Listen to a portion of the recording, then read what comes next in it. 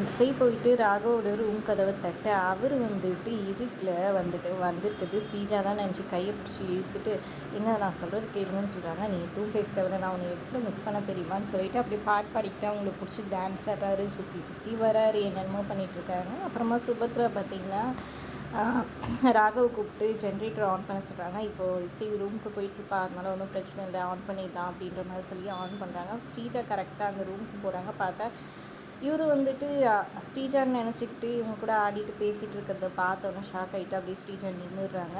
உடனே அவங்க இங்கே விஷாலோட அத்தையை வந்து என்னாச்சு உள்ளே போகாமல் இருக்குன்னு சொல்லி கேட்டுட்ருக்கு. அப்போ இசைக்கிட்ட பேசிகிட்டு இருக்கிறத பார்க்குறாங்க. விஷால் அப்படின்னு கத்த விஷால் பார்த்துட்டு அப்படியே ஷாக்காகி போய் நிற்கிறாரு. அப்போ இது யாருன்னு பார்த்தா இசையாக இருக்காங்க. நீ வந்த அப்படின்னு சொல்லி கேட்டு பேசிகிட்டு இருக்காங்க. அப்போ சுபத்ரா வந்துடுறாங்க. என்னாச்சு அங்கே என்ன 2 பேரும் நின்று வேடிக்கை பார்த்துட்டு இருக்காங்க. நேராக வராங்க. வந்து பார்த்தா விஷால் ரூமில் இசை இருக்கிறத பார்த்து இசை நீ எப்படிம்மா எங்கன்னு கேட்குறாங்க. இல்லைத்த அது வந்து கேண்டில் கொடுக்கறதுக்காக வந்தேன்னு சொல்கிறாங்க.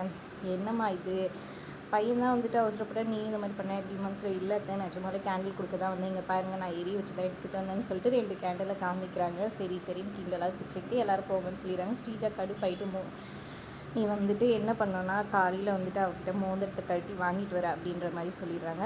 இந்த கேப்பில் இசையோட சித்தி வந்துட்டு ஜாதகத்தை ஒரு வழியாக எடுத்துகிட்டு அவங்க வீட்டுக்கு போயிடுறாங்க. அப்பாடா தப்பிச்சோன்னான்னு சொல்லிட்டு இன்னொரு பக்கம் காலங்காத்தாலே எழுந்து வந்துடுறாரு. இசைக்கிட்ட பேசணுன்ட்டு அவங்க அப்பாக்கிட்டையும் தாத்தாக்கிட்டையும் சொல்ல அவங்க அப்பா வந்துட்டு கிண்டல் பண்ணிட்டு போயிட்டுருக்காரு. இவராக இதுக்கு ஒன்று புரிஞ்சுக்கிறாருன்னு சொல்லிட்டு இசை மேலே ரொம்ப கோவப்படுறாரு விஷால். அப்புறம் அந்த மோதிரத்தை கழட்டி கூட எனக்கு உடனே வேணும்னு சொல்கிறாங்க. கழட்டவே முடியாமல் போகுது. அப்புறம் சரி நீ என் கூட கிளம்பி வான்னு சொல்லிட்டு கூப்பிட்டுக்கிட்டு வராங்க. போயிட்டு ஆசாரிக்கிட்ட இது பண்ணலான்னு சொல்லிட்டு ஸ்ரீஜாவுமே கூப்பிட்டுக்கிட்டு வராரு. ஸ்ரீஜாவை காரில் உட்கார சொல்லிட்டு இவர் ஆசாரிக்கிட்ட கடை வாசல்லே வந்துட்டு நின்று இந்த மோதிரத்தை கழட்டி கொடுக்குன்னு சொல்கிறாங்க. அவர்னாலையுமே கழட்ட முடியல, அதனால் பற்ற வச்சு இது பண்ணி எடுத்துடலாம் அப்படின்னு சொல்கிறாங்க. ஐயோ வலிக்கும் வேணான்னு சொல்ல எப்படியாவது அதை இது பண்ணி கூட எடுத்துட்டாங்க, எனக்கு மோதிரம் வேணும் அப்படின்ற மாதிரி விஷால் சொல்லிடுறாரு. அதனால் பற்ற வைக்கிறதுக்காக வராங்க. கரெக்டாக சுபத்ரா அதே இதுக்கு வராங்க. சுபத்ராவை பார்த்தோன்னா ஐயோ அம்மா எந்திரின்னு சொல்லிட்டு எழுப்ப சொல்லிடுறாங்க. நீங்கள் 2 பேரும் இங்கே என்ன பண்ணிட்டு இருக்கீங்க அப்படின்னு ஷாக்காகி போய் கேட்க இசை சமாளிக்கிறதுக்காக இல்லை நான் இவர்கிட்ட வளையல் வேணும்னு கேட்டேன், அது வாங்கி கொடுக்குறது தான் கூட்டிகிட்டு வந்தார், இங்கே அழகு எப்படின்ட்டு இவர்கிட்ட கேட்டுட்டு இருந்தோம் அதான் அப்படின்னு சொல்கிறாங்க. அப்படியா சரி சரி வாங்க அப்படின்னு சொல்லி சந்தோஷமாக அவங்க பையனை கிண்டல் பண்ணிக்கிட்டு உள்ளே போய் வளையல் பார்க்க சொல்கிறாங்க. வளையல் வந்துட்டு நீ சூஸ் பண்ணுற விஷயம்னு சொல்கிறாங்க. இல்லைம்மா நீங்களே பண்ணுங்க, கூட்டிகிட்டு வந்தல பண்ணுறா அப்படின்னு சொல்ல ஏதோ ஒன்று அவர் கையை காமிக்கிறாரு. அந்த டிசைன் அழகாக இருக்குன்னு அவங்க அம்மா இருக்குன்னா நீயே போட்டு விட்றா இசை கையிலன்னு சொல்கிறாங்க. சரின்ட்டு இவருமே போட்டு விட்றாரு. நல்ல வேலை ஸ்ரீஜா பார்க்கலன்னு நினச்சி சந்தோஷப்படுறாரு. ஆனால் ஸ்ரீஜா கரெக்டாக இவங்க தேடின்னு வந்து இவர் வளையல் போகிறத பார்த்தோன்னே செம கடுப்பாகி போயிடுறாங்க. அதுக்கப்புறம் வலையில் கழட்ட வேணாம், நம்ம அப்படியே நீ அந்த டேக் வச்சுட்டு பில் போட்டு கொடுமா, முதல்ல என் பையன் வந்துட்டு மருமகளுக்கு போட்டு விட்டதுன்னு சுபத்ரா சொல்லிடுறாங்க. அப்புறம் பில் போட்டு வீட்டுக்கு கூட்டிகிட்டு வந்துடுறாங்க. செம கடுப்பில் விஷால் வராரு. இங்கே இசை நமக்கு குறுக்க வந்துட்டுருக்காளேன்னு சொல்லிட்டு எப்படியாச்சு அவளை சிக்க வைக்கணும்னு சொல்லிட்டு விஷாலோட அத்தையோடு சேர்ந்து என்ன பிளான் பண்ணுறாங்கன்னா ஒரு ப்ரெக்னன்சி கிட்ட வாங்கி அதை இசையோட பேக்கில் வச்சிடலாம், கல்யாணம் ஆகாத பொண்ணு இதை வச்சுட்டு இருந்தால் கேரக்டருக்கு எதுவாக சொல்லுவாங்களேன்னு சொல்லிட்டு அதை பிளான் பண்ணி அவங்கள வாங்கின்னு வர வைக்கிறாங்க. அந்த ப்ரெக்னன்சி கிட்டே எடுத்துகிட்டு போயிட்டு நீ போயிட்டு ஸ்ரீஜா இசை பேக்கில் வச்சுக்க சொல்கிறாங்க. ஆனால் சிந்தாமணி கொண்டு போயிட்டு மாற்றி வர்ஷினியோட பேக்கில் வச்சுட்டு வந்துடுறாங்க.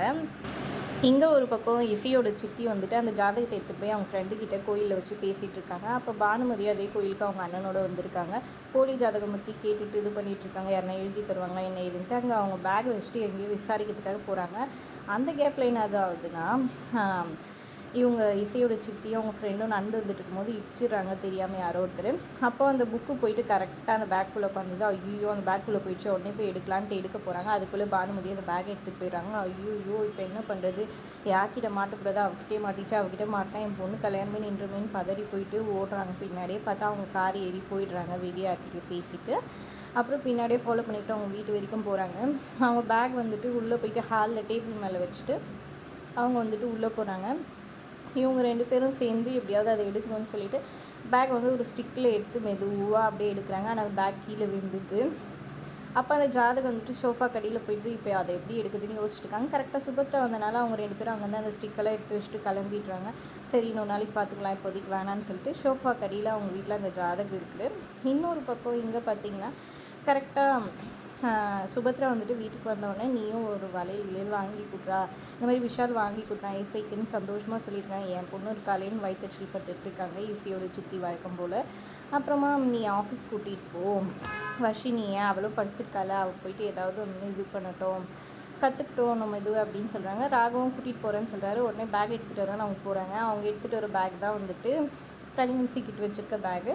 வேணும்னே சரி யாரோ ஒருத்தர் பேக்கில் வச்சு விட்டோம், நீ இடிக்கிற மாதிரி இடின்னு சொல்லிட்டு ஸ்ரீஜாவும் விஷாலோட அத்தையும் சேர்த்து இடிக்கிறாங்க. அப்போ அந்த ப்ரெக்னென்சி கிட் கீழே வந்து விடுது. என்னது இதுன்னு சுபத்ரா வந்து பார்க்க, அண்ணி அது ப்ரெக்னென்சி கிட்டுன்ட்டு ஸ்ரீஜா விளக்கமாக சொல்கிறாங்க. வெளிநாட்டில் இதெல்லாம் சகஜம், இங்கே இவ எதுக்கு வச்சுட்ருக்கா, ஏன் இவ கேரக்டர் இப்படி தானே அப்படி இப்படின்னு மோசமாக பேச ஆரம்பிச்சிடுறாங்க. ஸ்ரீஜாவும் விஷாலோட அத்தையும் இஷ்டத்துக்கும் பேச ஆரம்பிக்க. ராகு வந்துட்டு அப்படியெல்லாம் பேசாதீங்க, அவள் அந்த மாதிரி தப்பெல்லாம் பண்ணலன்னு சொல்ல. வர்ஷினி வந்துட்டு நான் எதுவும் பண்ணல, எனக்கு எப்படி வந்துச்சுன்னு தெரியலன்னு சொல்லாங்க. உன் பேக்கில் எப்படி வந்துச்சுன்னு எப்படி தெரியாதுன்னு சொல்லலாம், நீ தான் வாங்கி வச்சிருக்க ஐயே அப்படின்னு சொல்லிட்டு ஒரு மாதிரி இதுவாக பேசுகிறாங்க. சுபத்ரா வந்து போது நிறுத்தி சிந்தாமணி, அவள் தான் தெரியாமல் வந்துட்டு யார் வச்சதுன்னு தெரியலன்னு சொல்கிறாள்னு சொன்னாலும் கேட்காம ஒரு மாதிரி பேசிடுறாங்க.